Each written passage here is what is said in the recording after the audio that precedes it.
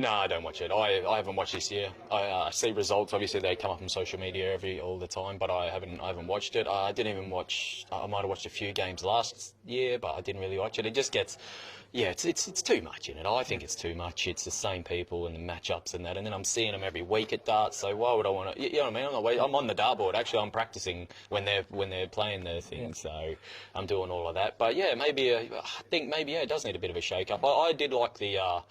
I did like the relegation. I thought that was pretty good back in the day there, where because it was like the first half of the season they're actually playing to stay in it, and then the people towards the back end probably now or when you've got a long season, if they're doing bad, you know what I mean, they're probably not going to really show up or put 100% in, because it's like, what are they playing for if they're not making the top four, or you know what I mean? And I mean for 10 grand, but then is that enough for them? You know what I mean? I'm not too sure, but like I said, I like the relegation, but then I think they change it up every so many years anyway. So I'm sure whatever they come up with, it's always going to be a sold out crowd. It always is, and it's all down to the viewers, isn't it, and keeping the people interested. So, but some fans do think it can be too repetitive.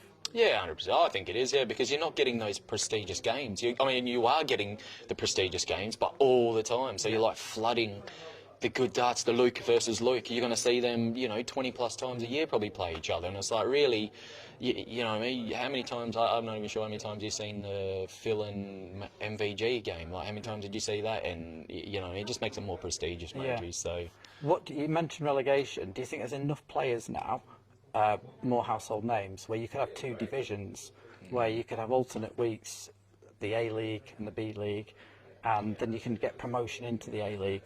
Yeah, I think that'd be kind of cool. Yeah, because I think it'd be all right. I think that would work. I'd like to think it would work. Whether even the B team plays behind closed doors to get to that stage. You know what I mean? Something like that. That might be all right, because otherwise, like you said, I don't think it loses the Premier League status when you start putting in 12 players, 16 players, then it starts losing, it's not just a Premier League anymore, is it? So I think you still got to keep that tight-knit number. I think like a max would be 10, and I think, and you'd have to be shorter than that. But the second league, I think it should be, it might be something that could be incorporated and gives that person, whoever wins that second, gives them that chance to, all right, I'm proving myself here. I've done it for 17 weeks, and now I've won it. Now, you get the promotion into the Premier League. But it's hard to relegate someone, isn't it? Because if they go on and win the Worlds and got relegated from the Premier League, you're not going to put them in the Premier League, are you? Well, you could do it halfway through the season, where whoever's the bottom two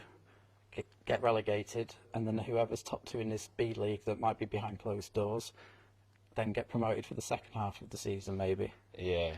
It's something like that. And someone would work it out, and it would be a smart idea. But like I said, you can't be relegated from the Premier League and then win the Worlds and then not be in the Premier League. So that would have to be, some sort of change there as well. So I think, something like that.